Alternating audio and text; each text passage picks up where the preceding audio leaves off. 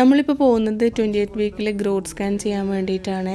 അപ്പോൾ ഇതുവരെയുള്ള എൻ്റെ എല്ലാ സ്കാനിങ്ങും ചെയ്തത് പാലക്കാടുള്ള ഹോസ്പിറ്റൽസ് നിന്നായിരുന്നു.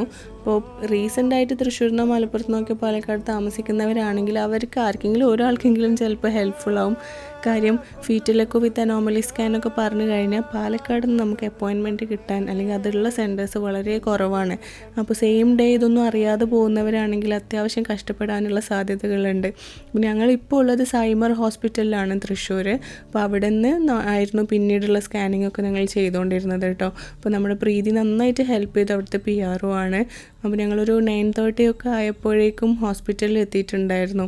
അപ്പോൾ ഓൾറെഡി എൻ്റെ അനോമലിയിൽ കുറച്ച് ഇഷ്യൂസ് പറഞ്ഞത് കൊണ്ടിട്ട് നമുക്കൊരു സ്കാനിങ് ബിജോയ് സാറിനെ കൊണ്ട് ചെയ്യിപ്പിക്കേണ്ടിയുണ്ടായിരുന്നു. അപ്പോൾ അതൊരു 3 o'clockനാണ്.